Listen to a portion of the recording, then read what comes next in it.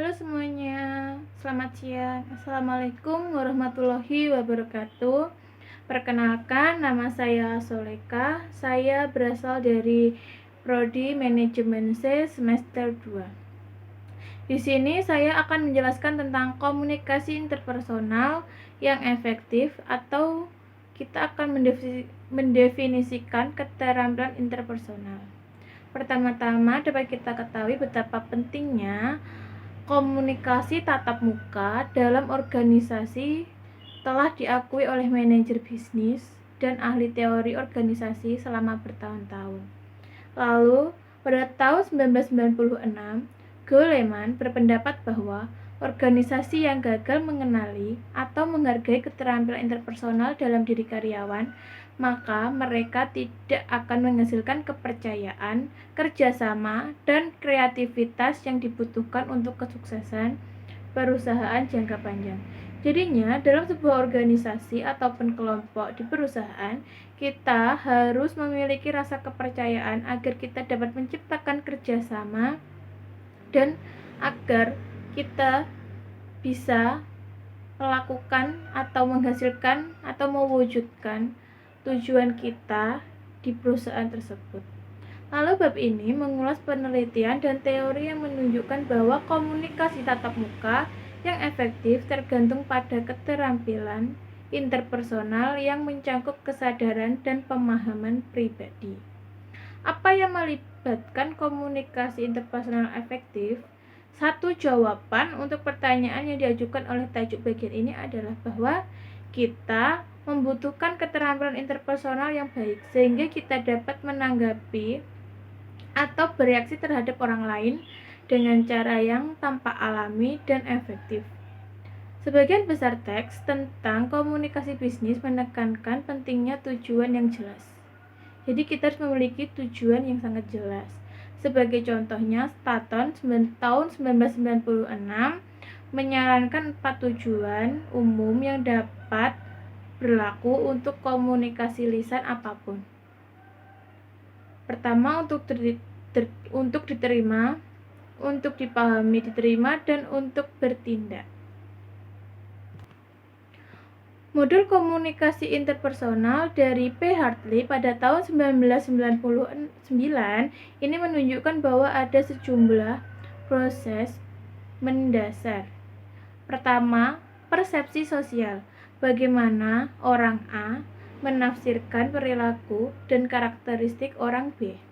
Lalu identitas sosial, di mana orang A melihat dirinya dalam hal peran dan status mereka. Lalu coding, bagaimana A dan B memilih untuk mengekspresikan diri, apakah kita menggunakan bahasa gaul atau jargon, atau kata-kata teknis. Apa sinyal nonverbal yang kita gunakan? Sifat ganda pesan yang selalu mencangkup aspek informasi dan hubungan pengaruh konteks sosial. Apa yang dimaksudkan dengan keterampilan interpersonal? Misalkan Anda diminta untuk mencalonkan seseorang yang Anda kenal untuk memimpin kelompok diskusi atau organisasi. Siapa yang akan Anda pilih? Apa yang mereka lakukan untuk membuat Anda memikirkan mereka? Apa yang membuat mereka pandai mengajak orang berbicara? Apakah mereka membuat Anda merasa bahwa mereka benar-benar mendengarkan dan tertarik pada apa yang Anda katakan? Bagaimana mereka mendorong Anda untuk berkontribusi? Apa perilaku spesifik yang membuat mereka sukses? Bagaimana dan kapan mereka tersenyum, mengangguk, mengundang Anda untuk berbicara, memberi isyarat, dan lain-lainnya? Jika Anda melakukan analisis ini secara terperinci, maka Anda melakukan analisis keterampilan sosial. Anda akan mendefinisikan beberapa keterampilan sosial yang dimiliki oleh individu tersebut. Apa Dalam Michael Argyle pada tahun 1970-an mengembangkan analogi antara keterampilan motorik atau fisik seperti bermain tenis atau mengendarai sepeda dan keterampilan sosial seperti berkomunikasi dengan seseorang. Dia menyarankan agar mereka memiliki hal-hal yaitu tujuan. Anda perlu memutuskan apa yang ingin Anda capai dalam sebuah komunikasi Anda dengan seseorang yang akan Anda ajak bicara atau berkomunikasi. Lalu persepsi. Anda perlu memahami apa yang terjadi di sekitar Anda dan Anda perlu melakukannya secara akurat untuk mencapai tujuan Anda. Anda harus benar-benar memahami ini. Lalu terjemahan. Agar dapat bekerja secara efektif, Anda harus menerjemahkan ide Anda tentang apa yang ingin Anda lakukan ke dalam tindakan yang benar. Dan jangan sampai salah dalam melakukannya. Lalu respon. Bahkan jika Anda memiliki ide yang benar tentang apa yang perlu Anda lakukan, dapatkah Anda melakukannya secara fisik? Anda harus benar-benar memikirkan hal ini. Lalu umpan balik. Jika Anda berbicara dengan seseorang, dapatkah Anda mengetahui seberapa tertariknya mereka dengan Anda saat berkomunikasi dengan Anda?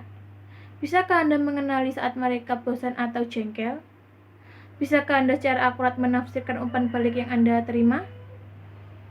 Sebagai contoh, misalkan, ketika Anda mengekspresikan opini Anda dan mereka bersandar dan menyilangkan lengan mereka, apa arti sinyal ini? Apakah itu berarti kesepakatan atau ketidaksepakatan? Jika Anda pikir itu berarti ketidaksepakatan, maka apakah Anda mencoba untuk menyatakan kembali apa yang Anda pikirkan dengan lebih jelas atau dengan cara yang berbeda? Contoh ini menggambarkan bahwa ada beberapa masalah dalam bereaksi terhadap umpan balik. Ada analogi penting lain antara keterampilan fisik dan interpersonal. Baik itu keterampilan fisik maupun interpersonal, kita harus belajar cara bekerja secara efektif dan mempelajari sesuatu yang baru atau mendapatkan suatu peningkatan. Ketika kita mempelajari baik itu keterampilan motorik maupun interpersonal, proses yang sama akan kita dapatkan bahwa kedua keterampilan tersebut akan lancar setelah dilakukan beberapa kali. Misalnya, ketika wawancara pertama Anda akan merasa sangat gugup dan sangat khawatir, ragu-ragu, hingga pada akhirnya Anda percaya diri dan sudah tahu apa yang harus Anda lakukan. Selain itu, Anda tidak perlu lagi berkonsentrasi begitu keras karena perilakunya akan menjadi lebih otomatis pada saat wawancara selanjutnya. Lalu, kita dapat membiarkan keterampilan kita hilang dengan gagal berlatih. Ini adalah kelemahan dari poin sebelumnya. Seperti halnya keterampilan motorik seperti mengendarai mobil, kita bisa menjadi malas dan ceroboh dan kita bisa jatuh ke kebiasaan buruk. Seperti kebiasaan malas dan seperti itu, kita manusia mestinya memiliki perasaan bosan, malas, dan itu hal yang perlu kita buang karena kita itu harus lebih baik dan kita tidak boleh bermalas-malasan.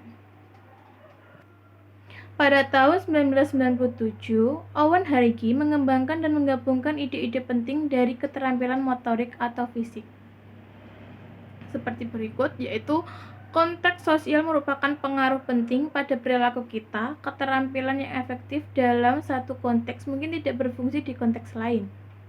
Lalu, umpan balik didapatkan dari tindakan diri sendiri serta reaksi orang lain. Kesadaran terus-menerus dan melakukan suatu perilaku dapat membantu kita memutuskan apa yang harus dilakukan selanjutnya. Suatu tindakan akan dipengaruhi oleh emosi dan pikiran kita sendiri. Meta persepsi. Selain secara langsung memahami perilaku kita sendiri dan perilaku orang lain, kita juga dapat merefleksikan bagaimana orang lain memandang kita.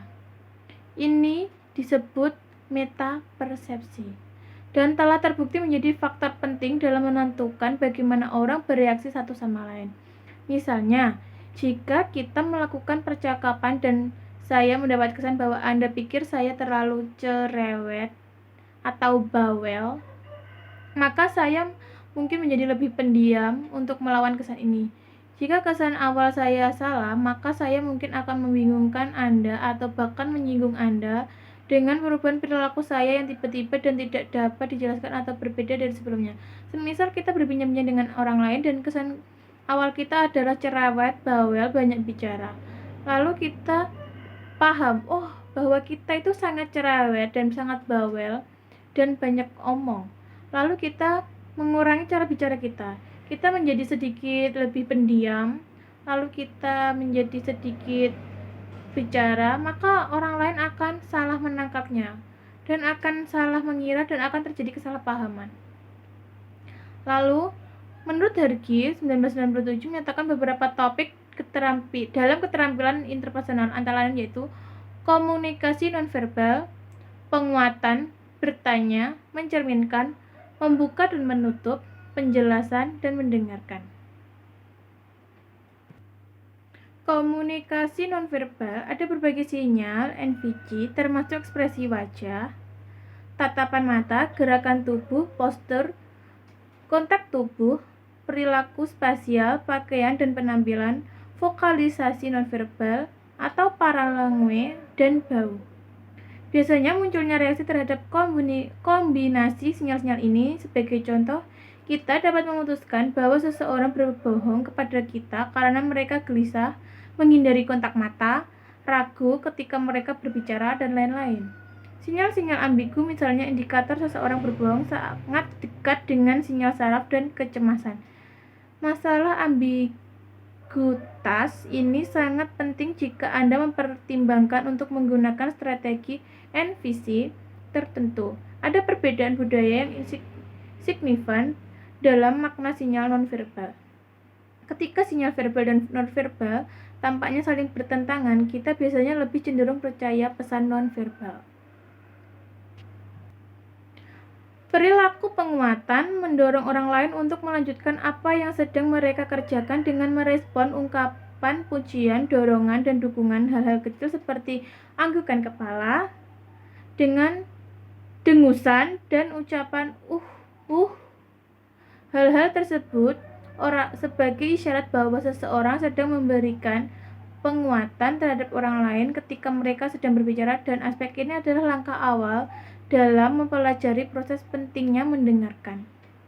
Lalu bertanya, jika Anda telah menghadiri serangkaian wawancara kerja, Anda akan tahu bahwa beberapa pewawancara profesional jauh lebih baik daripada yang lain dalam mengambil informasi dari Anda. Apakah mereka menanyakan jenis pertanyaan yang tepat pada waktu yang tepat? Misalnya, teks tentang teknik wawancara biasanya membedakan antara pertanyaan terbuka dan tertutup.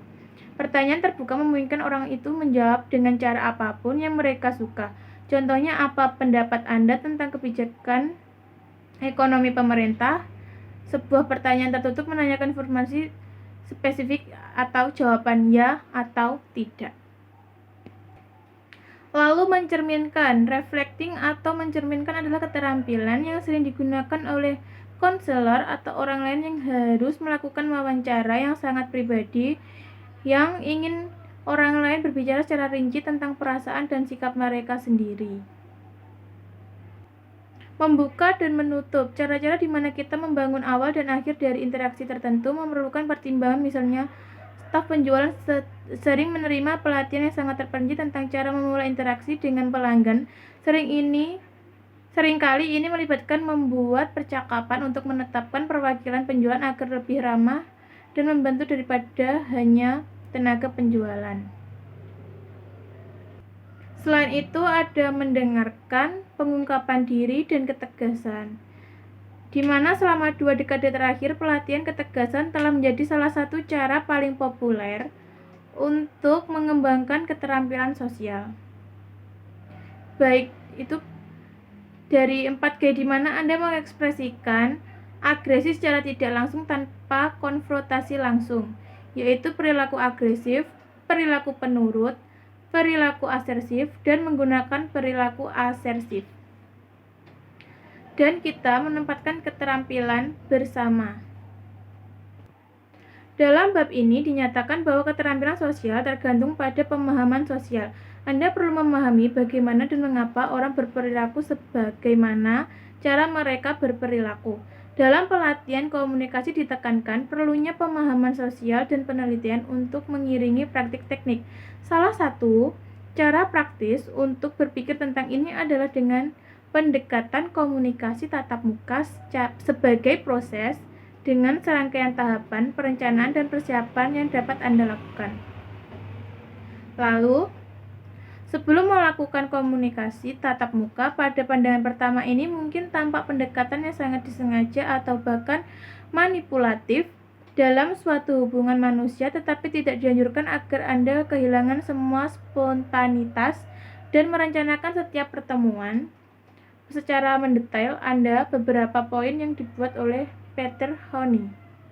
Pertama, dalam banyak kesempatan kita perlu secara sadar mengatur perilaku kita. Kita harus bisa mengatur atau mengendalikan perilaku kita.